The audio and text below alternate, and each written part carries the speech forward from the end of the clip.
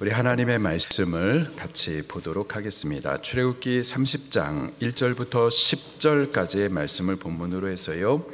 분향할 제단을 만들지니 라는 제목으로 말씀을 나누도록 하겠습니다.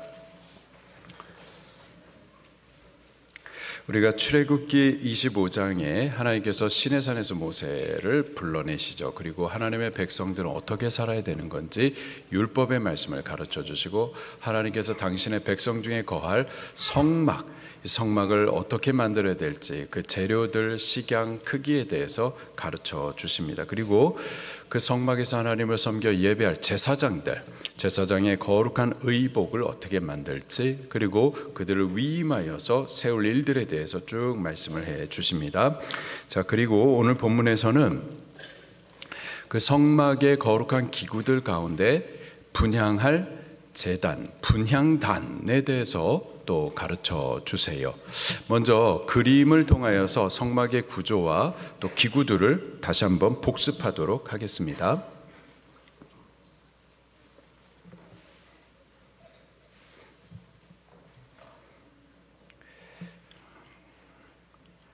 자, 성막 전경입니다. 성막 안으로 들어가기 위해서, 구원의 세계, 하나님의 세계 안으로 들어가기 위해서는 반드시 문을 통과해야만 하죠.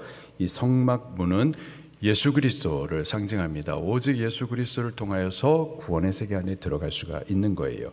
그렇게 성막 안으로 들어가게 되면 첫 번째 보이는 성막 기구가 여기 번제단입니다. 하나님의 죄에 대한 심판, 공의의 심판이 이루어지는 곳이죠. 그리고 죄의 사함이 이루어지는 은혜의 장소이기도 합니다. 그리고 두 번째로 물두멍을 보게 돼요. 그리고 성막 본체를 통과해서 들어가게 되면은 두 개의 방이 있는데, 첫 번째 방은 성소, 거룩한 장소라고 하는데, 거기에 또 거룩한 기구들이 3개가 있습니다. 첫 번째로는 왼쪽에 7개의 가지로 된 금 등대가 있죠. 그리고 맞은편에는 떡상이 또 안치되어 있습니다. 그리고 정면에 보게 되면은 분향단이 또 위치해 있어요. 그리고 저 분향단을 넘어서 두 번째 방이 나오게 되는데, 그 두 번째 방은 지극히 거룩한 장소라고 해서 지성소가 나오게 됩니다. 이곳이 지극히 거룩한 장소인 이유는 하나님의 임재가 나타나기 때문이죠. 그 하나님의 임재를 상징하는 법궤가 안치된 곳이 지성소입니다. 오늘 본문 말씀은요, 여기 지성소 바로 앞에 위치되어 있는 분향단에 대해서 말씀을 해주고 있습니다. 분향단을 어떠한 재료로 만들어야 되는지, 어떠한 식양으로 만들지, 또 어떠한 크기로 만들지에 대해서 가르쳐 주십니다. 그 위치를 보게 되면은요, 여기 지금 보이는 곳은 성소예요. 거룩한 장소. 그곳에 3개의 기구가 있다고 그랬죠. 왼쪽에 보게 되면은 7개의 가지가 되어 있는 나무 모양의 금 등대가 있고요. 맞은편에는 떡상이 위치해 있습니다. 그리고 이 성소에 들어가게 되면은 정면에 성소와 지성소를 구분짓는 휘장 바로 앞에, 곧 이 성소를 넘어가면은 지성소가 나오죠. 지성소에 하나님의 임재가 나타난다고 그랬습니다. 그 하나님의 임재 가장 가까운 곳, 그 휘장 앞에 여기 이렇게 분향단이 이렇게 위치해 있습니다. 이 분향단은 말 그대로 향을 피워드리는 제단입니다. 그래서 이렇게 향품 위에다 그릇에다 놓고 번제단에서 가져온 불로서 이 향품을 태워서 그 향을 하나님 앞에 올려드리는 거예요. 그 모양과 식양과 크기를 보면은 먼저 한번 성경을 같이 보면서 보도록 하겠습니다. 30장 1절 말씀 시작. 너는 분향할 제단을 만들지니 곧 조각목으로 만들 때. 자, 분향할 제단, 분향단을 만드는 재료는 조각목입니다. 삐뚤빼뚤하고 가시 돋쳐 있는 나무. 그런데 그것을 반듯하게 잘라 가지고 만들어요. 자, 크기는 어떻게 되는지 2절입니다. 시작. 길이가 1규빗, 너비가 1규빗으로 네모 반듯하게 하고 높이는 2규빗으로 하며 그 뿔을 그것과 이어지게 하고. 자, 그림을 보면은요. 자, 가로의 길이가 1규빗 반, 1규빗 반. 1규빗이라고 하면은 성인 남자 팔꿈치에서부터 손가락 끝까지 약 45cm의 길이를 말합니다. 1규빗 반 하면은 약 67.5cm. 그리고 너비도 마찬가지로 1규빗 반, 67.5cm. 정사각형 모양으로 만들라. 그리고 높이는 2.5규빗, 2규빗 반. 그래가지고 112.5cm의 크기로 이렇게 만들라 말씀을 하고 계세요. 그리고 뿔을 그것과 이어지게 만들라. 이 사방에 뿔들을 만들라 하십니다. 이렇게 뿔을 만들어요. 이 뿔은 번제단에도 있었었는데 권세를 상징한다 그랬습니다. 여기 이 뿔은 하나님께서 응답하시는 그 기도의 능력, 하나님께서 기도를 응답하실 수 있는 그 권세를 상징적으로 보여주는 것들입니다. 자, 그리고 4절 말씀도 같이 읽을게요. 3절과 4절 말씀을 읽겠습니다. 시작. 상면과 전면 좌우면과 뿔을 순금으로 싸고 그 주위에 금태를 둘을 찌며. 이 분향단은 잠시만요. 3절에 이 분향단은 먼저 조각목으로 만든다고 그랬습니다. 그러나 그것만으로는 아니고 그 조각목으로 일단 만들고 순금으로 그것을 갖다 다 감싸게 하십니다. 조각목은 그 광야에서 볼 수 있는 흔한 나무예요. 그래서 사실 뭐 좋은 나무도 아닙니다. 가시도 져 있고 비비꼬여 있는 정말 아무짝에 쓸모없는 나무인데, 근데 그놈을 가져와 가지고 반듯하게 잘라 가지고 이 기도할 분향의 단을 만들고. 그러나 그것만으로는 안 되고요. 이 조각목은 누구를 상징한다고 그랬죠? 우리 자신을 상징합니다. 우리 자신이 가시도 돋쳐 있고 비비꼬여 있고 정말 쓸모없는 자들인데, 그런데 그런 우리를 하나님께서 택하시고 부르시고 하나님의 거룩한 성전 기구 삼아 주시는 거예요. 그런데 우리 모습이 드러나서는 안 되고요. 순금으로 다 감싸야만 해요. 이 금은 귀한 것, 아름다운 것, 영광스러운 것으로서 믿음을 상징합니다. 우리 자신을 하나님께서 불러주셨지만 믿음을 옷 입지 않고서는 또 쓰임을 받을 수가 없는 거예요. 반대로 우리가 믿음을 옷 입게 되면은, 믿음은 금과 같아 가지고 우리가 믿음을 옷 입을 때 믿음의 아름다움, 영광, 존귀를 우리가 옷 입게 되어지고 우리의 가치가, 우리의 존재가 그렇게 변화되게 되는 거죠. 믿음이 귀합니다. 우리 믿으십시다. 믿음으로 옷 입으십시다. 그렇게 순금으로 덧입히라 말씀을 하세요. 4절 말씀도 계속 읽겠습니다. 시작.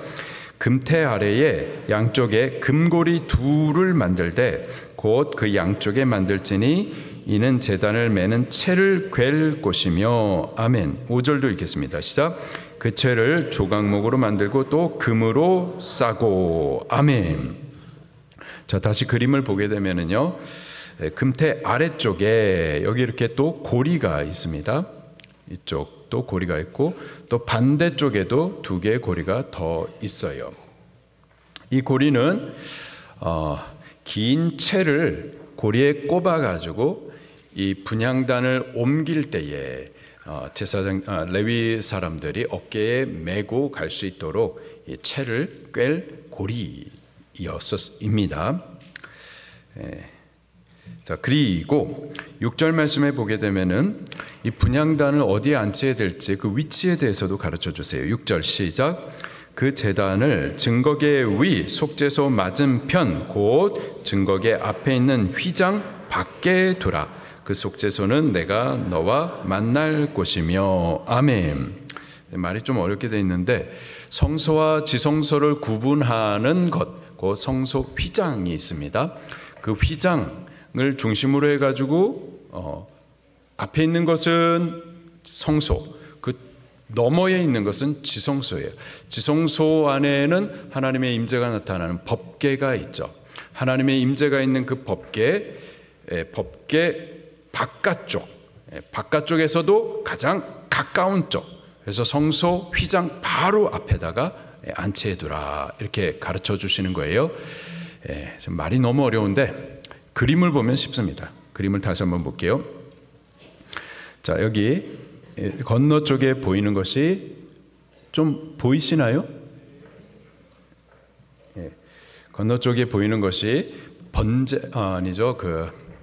언약궤예요. 언약궤 뚜껑을 속죄소라고 말합니다. 그 속죄소에 하나님의 영광의 거룩한 임재가 나타나는 곳입니다.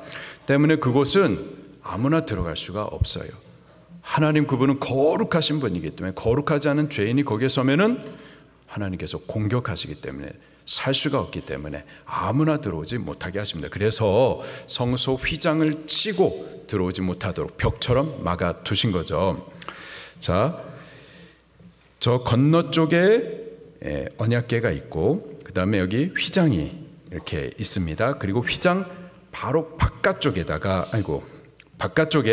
보이시는 분향단이 있는 거예요. 그래서 성소에서 보게 되면은, 자, 이렇게 휘장 바로 가까운 곳, 그러니까는 지성소 하나님의 임재가 나타나는 그곳에 가장 가까운 곳 휘장 앞에 언약궤를 두십니다.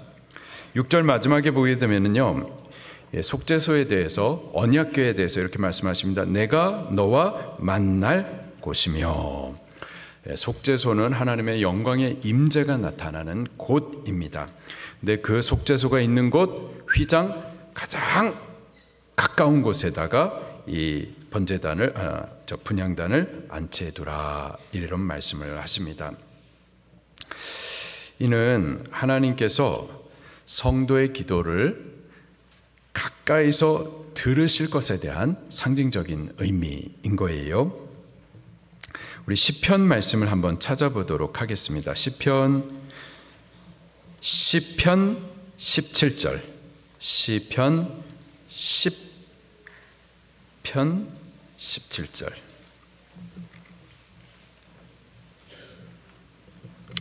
같이 읽습니다. 시편 17절 시작. 여호와여, 주는 겸손한 자의 소원을 들으셨사오니 그들의 마음을 준비하시며 귀를 기울여 들으시고. 여호와 하나님께서 어떻게 하신다고요? 귀를 기울여 들으신다. 지금 속죄소의 언약궤, 그것은 하나님의 임재가 나타나는 곳입니다. 분향단, 곧 기도의 단을 그 하나님의 임재에 나타나는 가장 가까운 곳에다가 안치해두라 말씀을 하고 계세요. 이는 하나님께서 기도하는 성도들, 그들에 대해서 가까이 하시고 귀를 기울이시고 그들의 기도를 들으실 것에 대한 약속인 거예요. 하나님, 우리의 기도 들으십니다.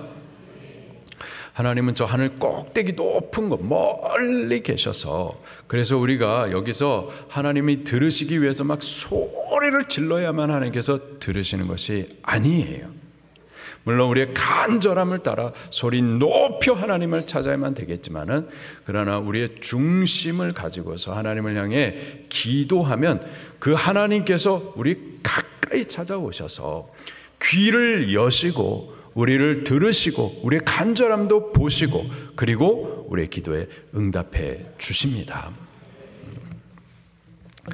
계속해서 보겠습니다. 7절과 8절 말씀을 보게 되면은 이제 그 분향을 이 향을 언제 태워 올려드려야 되는지에 대해서도 가르쳐 주십니다. 7절, 8절 시작.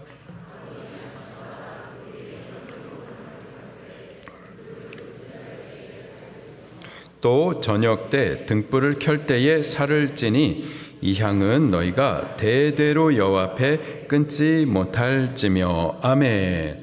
아론 대제사장과 이 제사장들이 해야 될 일들 가운데 성소 안에 나무의 모양으로 하고 있는 7가지의 금 등대가 있어요. 그 등대를 저녁에 손질해 가지고 핍니다. 그리고 또 아침에서는 저녁 내내 피웠었던 그 등을 또 다시 손질을 해요. 그렇게 아침과 저녁 등대를 손질하는 바로 그때 여기 분향단의 향을 함께 피우라 말씀을 하고 있어요. 그래서 아침에 향을 피워드리고 또 저녁에도 향을 피워드리라. 그렇게 하루에 2번 향을 피우라. 아침에 향을 피우라. 아침을 시작하면서 하나님 앞에 기도하고 또 저녁에 향을 피우라. 하루를 마치면서 기도하는 것을 상징하는 거죠. 그리고 아침과 저녁 그렇게 2번만 향을 피우라 이런 의미가 아니고요. 아침에 향을 피워서 저녁까지 계속 그 향이 오르게 하고 또 저녁에 다시 향을 피워서 또 아침까지 향을 계속해서 오르게 하라 라는 뜻입니다. 향이 끊임없이 하나님을 향해서 오를 수 있도록 그렇게 하라. 쉬지 말고 기도하라 라는 의미인 거예요. 8절 마지막에 보니까는 대대로 이 향은 너희가 대대로 여호와 앞에 끊지 못할지며 끊임없이 향을 피워 하나님 앞에 그 향을 올려드리도록 해야 하는 거죠. 쉬지 않고 기도하라. 항상 기도하라라는 의미입니다. 우리 데살로니가전서 5장 말씀을 같이 찾아보겠습니다. 데살로니가전서 5장 16절 17절 말씀입니다. 데살로니가전서 5장 16절 17절 말씀 시작. 항상 기뻐하라. 쉬지 말고 기도하라. 기도하되 기도의 향을 올리되 우리의 기도의 분량을 채워나가되 쉬지 말고 그리하라. 기도의 향이 끊어지지 않도록 하셔야만 하는 거죠. 에베소서 6장 18절 말씀에는 또 이렇게 말씀하십니다. 모든 기도와 간구를 하되 항상 기도하고 성령 안에서 기도하고 이를 위해서 깨어 구하기를 항상 힘써서 기도하라. 그렇게 가르쳐 주세요. 항상 기도하라. 누가복음 18장 1절에 예수님께서도 이런 말씀을 하십니다. 예수께서 그들에게 항상 기도하고 낙심하지 말아야 할 것을 비유로 말씀하여. 우리가 기도를 하되 어려울 때만 기도하는 게 아니라 항상 기도해야만 하는 거예요. 쉬지 말고 기도해야만 할 줄로 믿습니다. 사무엘상 12장 23절 말씀 보니까요, 사무엘이 일평생의 사사로 또 제사장으로 하나님 앞에 거룩하게 쓰임을 받고 그리고 저가 사울에게 안수하여서 이제 그를 왕으로 세우고 사무엘은 이제 이선으로 물러서게 됩니다. 그때에 저가 이제 지도자가 아니라 뒤로 물러서지만은 그러나 저가 해야 할 그 사명에 대해서는 분명히 이렇게 말씀하십니다. 곧 기도를 쉬지 않겠다. 사무엘상 12장 23절에 나는 너희를 위하여 기도하기를 쉬는 죄를 여호와 앞에 결단코 범하지 아니하고, 기도하지 않는 것, 기도하기를 쉬는 것, 이것을 죄라고 표현을 하고 있어요. 기도하는 분들은 믿음 좋은 분, 이게 아니라 기도 안 하는 게 죄인 거예요. 우리 쉬지 말고 이 기도 행위 끊어지지 않도록 항상 기도하기를 힘써야만 할 줄로 믿습니다. 이 향을 피울 때 주의사항이 있습니다. 9절 말씀을 또 같이 읽겠습니다. 출애굽기 30장 9절 시작. 너희는 그 위에 다른 향을 사르지 말며 번제나 소제를 드리지 말며 전제의 술을 붓지 말며. 두 가지 주의사항을 주고 있습니다. 첫 번째로 다른 향을 사르지 말라 말씀을 하세요. 그래서 다른 향이라고 하면은 하나님께서 정하신 향품, 하나님께서 요것만 사용해라 하신 향품이 있는데 하나님께서 정하신 향품 외에 다른 것을 임의적으로 자기의 생각대로 말씀 불순종하고 그렇게 자기 멋대로 사용하지 말라라는 의미입니다. 여기 다른 향에 대해서 히브리식 발음으로 말하면은 자라예요. 자라. 그 뜻은 곁길로 들다라는 뜻입니다. 정로로 가는 게 아니라 곁길로 들다라는 뜻이에요. 그 파생된 의미로 이상한 이방인의라는 뜻도 있습니다. 이상한 이방인의라는 뜻이 있어요. 그래서 영어 성경 킹 제임스 버전에 보게 되면은 strange, 이상한 향 이렇게 번역을 하고 있고요. 또 NEB 영어 성경에서는 unauthorized 향, 그러니까 인정되지 않는 향이라고 이렇게 또 번역을 하고 있습니다. 예수님께서도요, 우리 기도할 때에 이방인에 구하는 기도와 관련해 가지고 우리 그렇게 해서는 안 된다, 이렇게 예수님께서 가르쳐 주신 적이 있어요. 마태복음 6장 31절부터 33절에 그러므로 염려하여 이르기를 무엇을 먹을까 무엇을 마실까 무엇을 입을까 하지 말라. 이는 다 이방인들이 구하는 것이라. 우리만 기도하는 게 아니라 이방인들도 그들의 신에게 기도를 하는데, 우리는 살아계신 참 하나님 여호와 앞에 기도할 때 다른 향을 올려서는 안 되는 거예요. 곧 이방인의 기도와 같은 기도를 해서는 안 된다.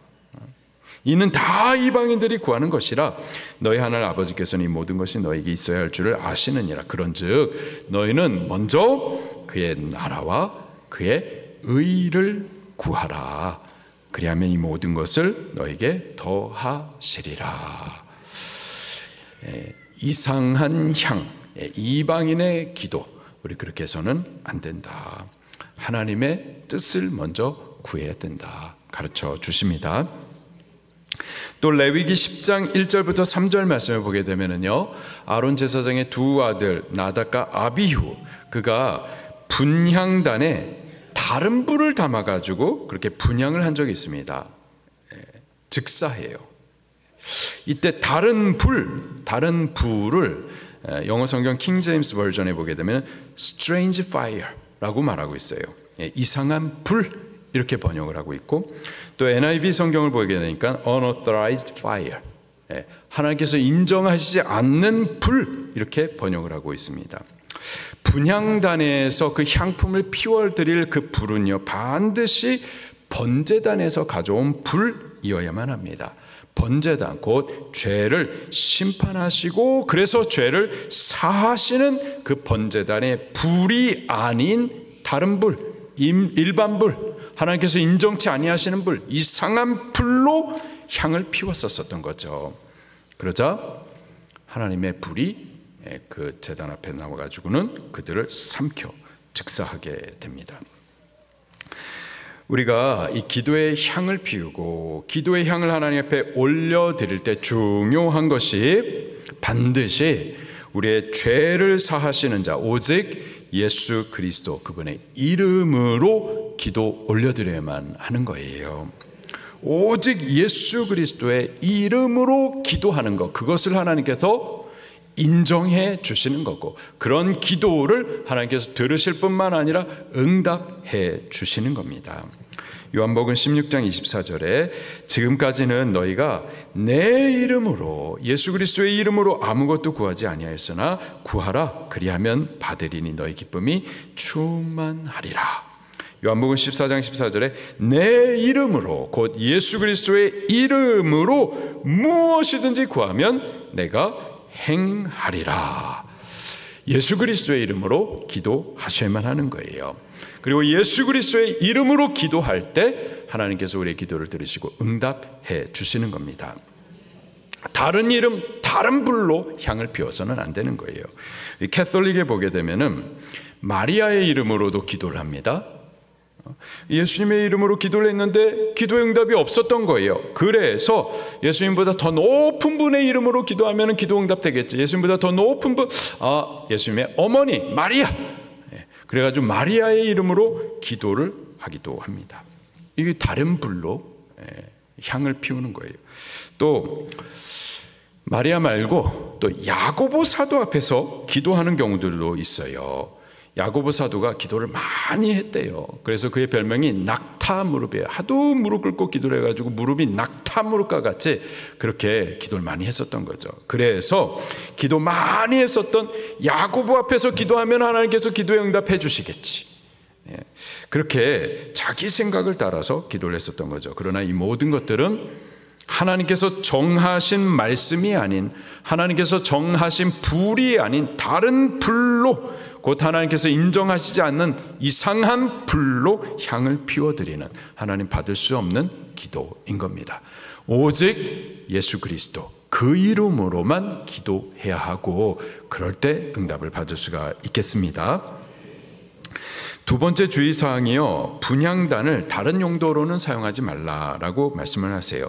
9절 마지막에 보니까는 번제나 소제를 드리지 말며 전제의 술을 붓지 말라 말씀을 하십니다. 짐승 제물로 드리는 번제, 곡식 제물로 드리는 소제, 그리고 전제에 술을 붓는 것, 이런 것들은 모두 이 성막의 뜰에 위치해 있는 번제단에서 행하는 일들인 거예요. 제사는 번제단에서 드리되 분향단에서는 기도의 향만 올려 드리라 라는 뜻입니다. 기도는 기도고 예배는 예배인 거예요. 예배가 기도를 대체할 수는 없는 겁니다. 우리 예배했다고 그래가지고 기도 안 해도 된다, 그렇지 않아요. 예배도 하고 그리고 또 기도도 하나님 앞에 올려드리셔야 되는 거예요. 또 기도한다고 그래가지고 예배를 버릴 수는 없는 겁니다. 예배는 예배로 온전히 올려드리고 또 기도는 기도의 향을 하나님 앞에 또 따로 구별해 드리라 하시는 말씀이에요. 10절 말씀도 같이 보겠습니다. 시작.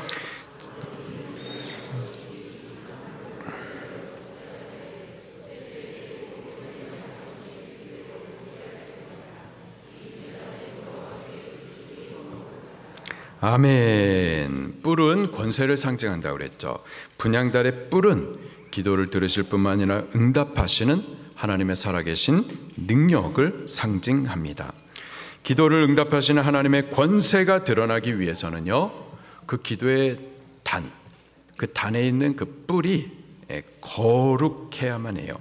바로 그것을 위해서 1년에 한 번 7월 10일 욤키퍼 대속죄일 날 그 속죄 제물의 피로 그 뿔을 바르게 하십니다.